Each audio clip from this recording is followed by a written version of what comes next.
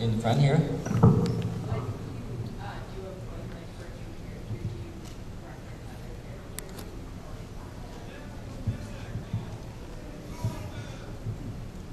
For me, I don't really.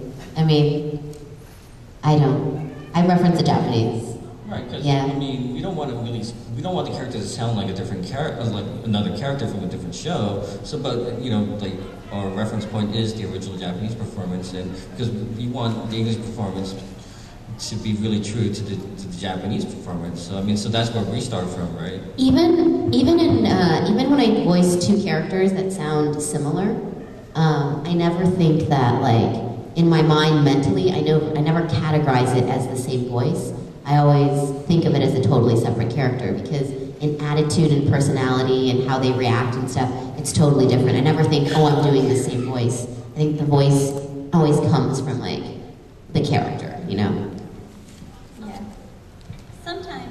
Sometimes you're cast based on voices you've done in the past, so when you go into the first session, you're like, we cast you because you're this character. So sometimes it's a starting point, but it never ends up that way. Right. I mean, like you might the voice. We might start with like a certain voice, but then we add like the character personality to the performance, and that changes the voice slightly to become that new character.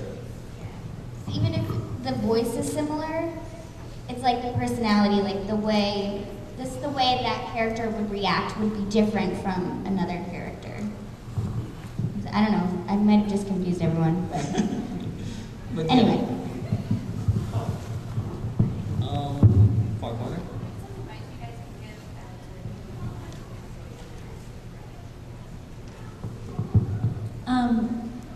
Definitely go to school for acting first. Do plays. Are you in high school? No? Junior high? Okay, great. Yeah. Even if your junior high has a theater program, start doing theater in high school. And what I did was I kind of devoted my college years to learning how to act. So for 5 years, it was like intensive, like my school was intense, theater acting training. And that's definitely the most important part is being an actor first. I actually did not go to school for theater, but it was something that I'd been doing my whole life since I was like 3. I've seen clips of you. Oh, really? Like, well, you look young, so I don't know if that was kind of recent, but some of the clips look like I'm little. Yeah, like really young. Like you're on some like kids shows and stuff like that, right?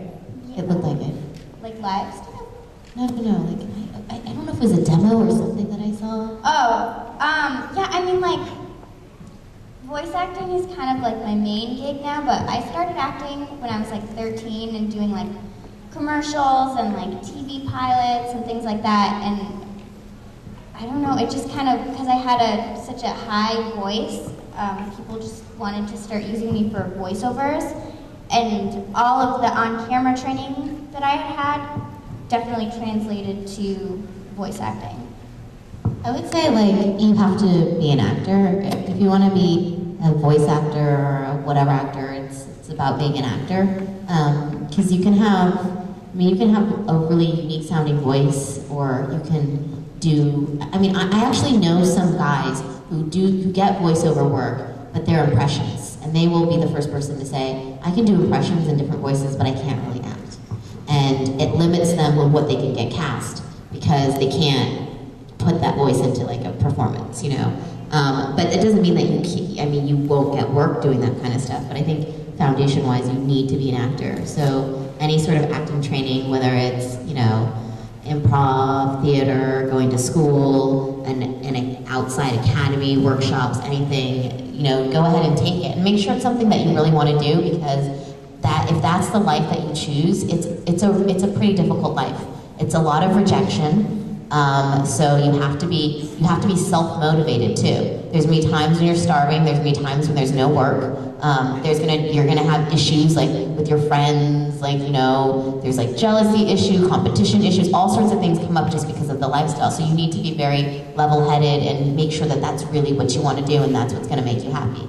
I'd also say that while you're going training, one of the things like for me that like in looking at my career and like what I regret is that I didn't actually start my professional career earlier. Like I didn't start until after I graduated college, because I just had this idea that like, oh, I couldn't pursue it until I was done with this part of the education. But, you know, you can pursue that simultaneously if you're at that level, you know. I actually made a video on YouTube called How to Be a Voice Actor, because so many people always ask, so if you just, I don't know, Google it, I think it's kind of like a crash course, but it says a lot of the things like be an actor first, and also just honestly, like, watch a lot of cartoons and practice talking to yourself. Because when you're in a voice booth, it's like you're talking to yourself, and there's nobody else around, so just like, good practice. Gentleman right there in the purple shirt. How does each of your character roles reflect your personalities?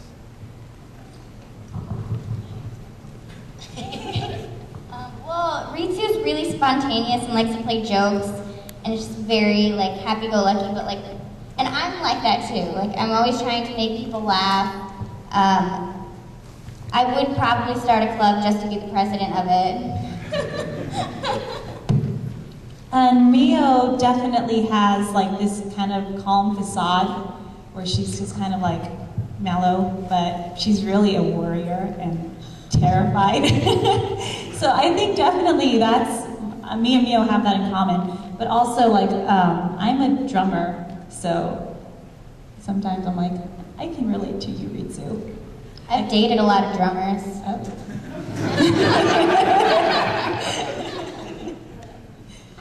I'm not really anything like Yui. I'm somewhere in between Mio and Ritsu, I think. Yeah, personality-wise. So I think Yui's cute. Yes, Yui is just like naturally talented. I don't think I'm naturally talented. I work my definitely. butt off.